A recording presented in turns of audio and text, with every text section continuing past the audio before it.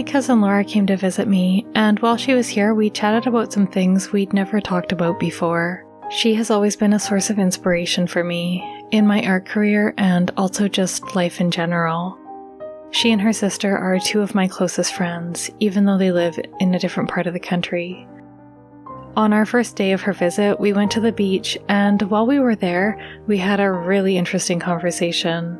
We started talking about our grandparents, and she mentioned to me that she thinks about them all the time, even though they died 2 decades ago.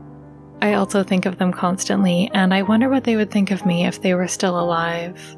Not like in an intrusive thoughts kind of way, but in a low-level background sort of way. They are gone, but I still feel their presence in my life, and I often wonder what they would think of me and how I live my life. I had never articulated this, and it was interesting to hear that Laura has had some similar thoughts. We stood there and speculated about whether they would approve of us and what they would think of our life choices. And so the theme of our trip became visits to the beach and chatting about our family.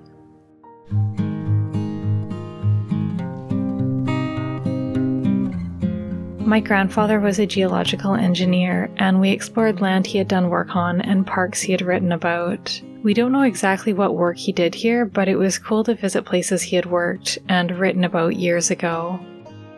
We also visited several parks that our grandparents had visited with us as kids. We sort of had vague memories of these trips, helped along by photographs of us there with them when we were kids. Laura is a biologist and has a really keen eye for spotting wildlife. When she's not spotting wildlife, she likes to hike at a pace which makes me wish I did more cardio. As we chatted about our grandparents, we realized that neither of us really knew them that well. For two people who loomed so large in our lives, we were very fuzzy on some of the details about them. We'd known them right at the end of their lives, when we were just kids. In a weird way, it felt like neither of us really knew our grandparents, and we wanted more information. Our parents sometimes talked about them, but it was always in passing, and we wanted a better picture of who they were as people. We had reached a point where we didn't want to speculate anymore. We wanted some facts. We obtained a few old journals of my grandfather's, and also a set of family newsletters he had written between 1988 right up until he died in 2001. I don't know how long he had been journaling for. At one time there had been a huge box of his journals, but now only 3 of them remained. I had been warned by several family members that his journals were extremely dry and difficult to read, but I was still very curious. On her final morning here, Laura and I went for coffee and decided to have a go at reading some of these artifacts.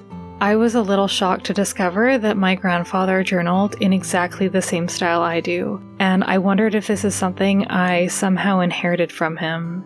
I have always journaled religiously, and it looks like he had too, at least later in life.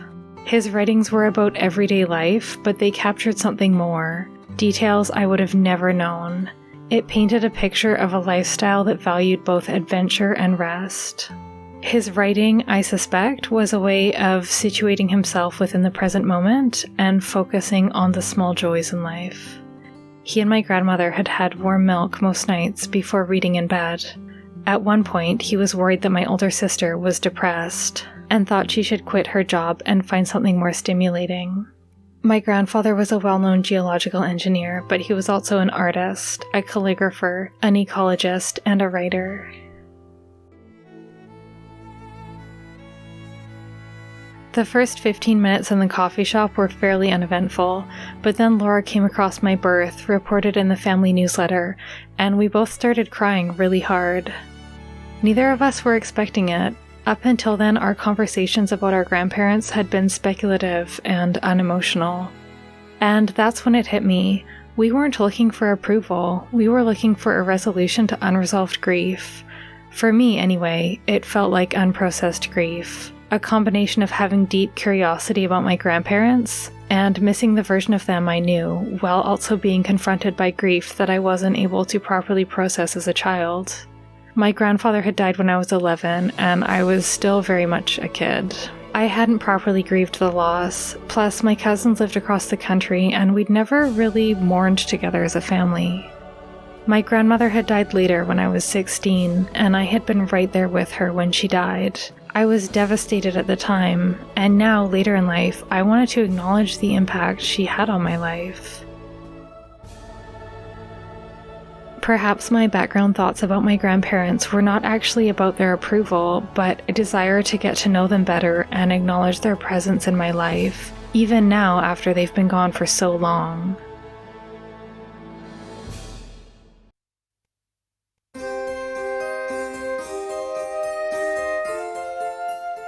Maybe my need for approval actually had nothing to do with my grandparents and everything to do with my own need for internal validation paired with unresolved grief. The truth is, we'll never fully know our grandparents. The diaries and newsletters were from their later life. We'll never know them when they were young or even middle-aged, and that's okay. But in small ways, we can get to know them and steward the memories we have of them. And in getting to know them, we more deeply get to know ourselves. Maybe one day, decades from now, I'll be a grandparent.